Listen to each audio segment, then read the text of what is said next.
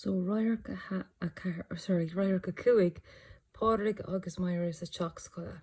So Pádraig and Myra in the schoolhouse. Radharc a cuaig.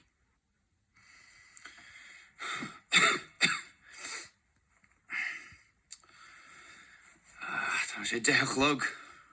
Tá tacha, fwy mar a ghealmaid dit. Tá tú déanach. Bhí ar an fannacht go dtí go neach I mám a chola. Okay, so we see Pádraig McCarthy, and he's walking up and down impatiently. So go meet Enoch.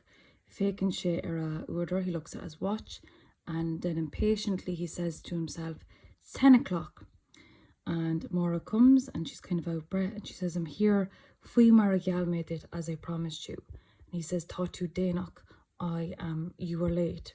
And she says, "Bhí ar an fánacht go dtí go neachig mam a chola, I had to wait till mam went to bed." Wat kan je nu teachtasteach? Honnig mé an cúlbhealach mar a dúirtúlam. Mar go bheach in a bháistir scoile. Bhile ma ógurt an saoil gur mise de leanán agus gur tusa a rá. Ach ma léir. Tá ma chis ag an sagar tú bheith teachtan seo chunga san ihe. Ba gairid an bhíle ar bata agus bóir a thuirtam. Agus gur rócham leis cad bachordam féin nád an té atá na cleithúnaí agam. So he says, "An bhacha aon duine ag teachtú, so did anybody see you coming? Honnig mé an cúlbhealach, so I came the back way mar a dúirtúlam as you told me. Bhar go bhéh in a master scoile, so I'd be killed as a school teacher. But what am I ógurt done sail gur mise de leanán, so I would love to announce to the world that you're my lover, agus gur tusa a grá, and that you're my love. Ach ma léir, dá méige is ag an sagart tú a bheith ag teacht an seo cúm san ihe, ba geard an bhfuil ar bata an bór a thuirtum." So if the priest found out that you were coming to me here in the nighttime, it would be without any delay that he'd give me the stick and the road, and he wouldn't care about myself or the person who is dependent on me. So he's talking about his wife there. And Maura says, Tashi, how is she? Because we learned that she was sick in the last chapter. Tashi? Tashi mar a bhíonn si a gcónaí. Is minic mé a chuomh go bhfuil éagóra dhéanamh agan sí. An ná bí a ceapa sin a bhaire. Níl éon ní a gcuine a thógáil uathe ach an rud náfuil a tastáil uathe. So Maura asks, how is she? And he's like, "Oh, mar tá she mar bhíonn she going, she is the way she always does be." And good to Malta shyly, it's often that I'd be thinking about the éagor is the injustice that we're doing on her. So she's feeling a bit ciúntach, a bit guilty. But of course he's not. Nobby a ceapa sin a bhair, don't be thinking that at all, Myra. We're not taking anything from her that's anything that she wants. Mar meach tusa ní éitin é hasaf. Fechar ma meach tú her fad. Tusa a thug an náirtam le chur suas le féin agus lena chud cnáibh seála. So her whinging. So he says, if it wasn't for you, Morag make tusa ní éitin é hasaf. If it wasn't for you, I wouldn't be able to stand it. Beg arm imacht uhi ar fad. I would be gone from her completely. Tusa a thug an náirtam le chur suas le féin. You're the one giving me strength to put up with her and put up with her whinging.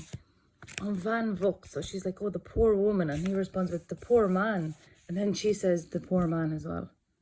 Van Vuk. Agus an fearbocht. Agus an fearbocht. Salk mar a dimmer an saoil an clé orm. Mar a meach tusa brachan as ma bheabhar. Tugann tú náirtam agus féine agus dóchas in nia agus in minne. Pádraig bocht.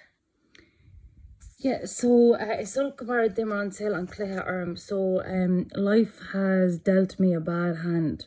So it's funny that he feels like that when it's actually his wife that is the one with the terminal illness. So Mark make tusa, so he says again, "Only if it wasn't for you, I would go out of my mind. You give me strength and patience, so fina, and hope, docus, in God and in people." And she's very sympathetic for him. And she says, "Pádraig bocht, poor Pádraig." Der an doctor go mar si go ceann na mblianta eile. Blianta fada eile. Hey, Blianta don forgadóireach dom féin agus disise. Mar amach tusa bhre. Mar amach tusa. Gaum buchas le dia gach maiden tusa bhegum. Aber rí sé bhre. Aber gohfuil grog atom. So he says, the doctor says that she will live for a good few years, more years. And Maura says, Blinta fada ella another, long few years. And he says, Blinta the fugatorach, so years of purgatory for myself and yourself. Oh, if it wasn't for you, Moira, if it wasn't for you, I thank God every morning that you're here. Say it again, Moira, say that you love me. And she says, Tá gragum dit, I do love you, Porrig. Agus beg Joe, and I will forever. Tá gragam dit je Forig. Agus beg Joe. De mach is ik een seile. Derfi go rud grana, go rud pacu le se hadering. Na cred is in de woorden, na cred go Joe. Rud alling, rud banna A cash even de roon haderen. Na haber fokkel le eine. Okay, so highlight, especially that last line there, na aber fuckle ein dinna.